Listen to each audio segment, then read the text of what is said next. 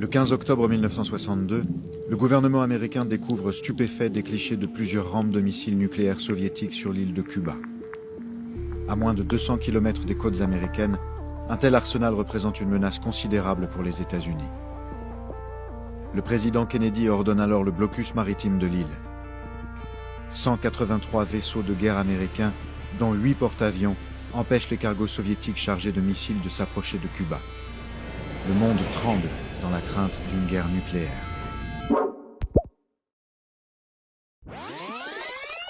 Après 4 siècles de colonisation espagnole, Cuba obtient son indépendance en 1898. L'île tombe alors rapidement sous la tutelle des États-Unis qui la convoitaient depuis longtemps.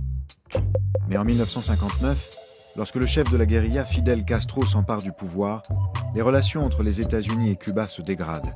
Rejetant l'influence des États-Unis, le nouveau régime cubain nationalise les entreprises américaines implantées sur l'île.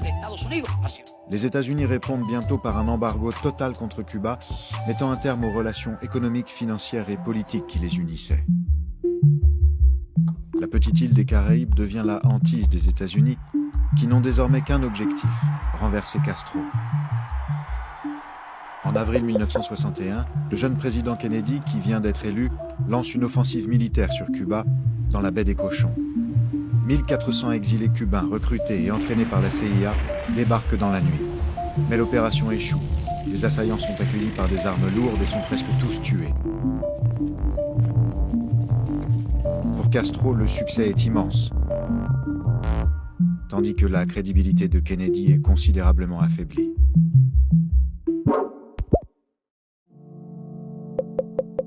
Après l'embargo américain et le débarquement de la baie des Cochons, Fidel Castro se rapproche de l'URSS et Cuba bascule dans le camp soviétique. Une alliance qui inquiète la superpuissance américaine à l'heure où la guerre froide bat son plein et que les relations entre les deux blocs se détériorent.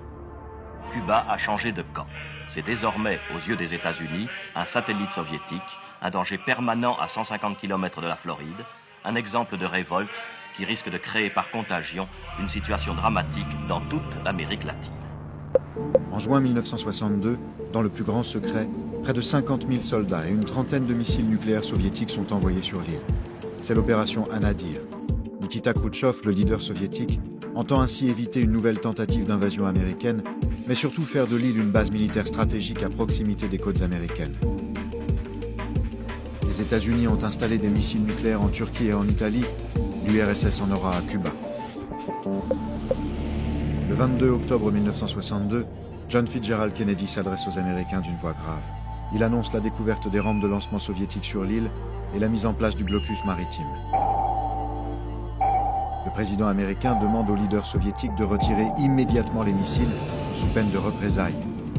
Près de 600 avions de combat et 40 000 marines sont prêts à intervenir. La tension est à son comble. Alors que le monde entier retient son souffle, les dirigeants négocient dans l'ombre par lettres interposées.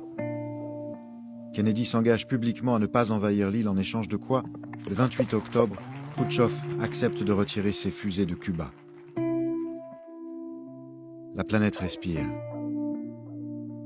Par une clause secrète, le président américain a également concédé au démantèlement de ses missiles en Turquie.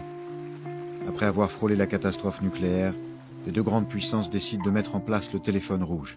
The Washington-Moscow hotline, a safeguard against hot heads in the Cold War, is installed in the Pentagon.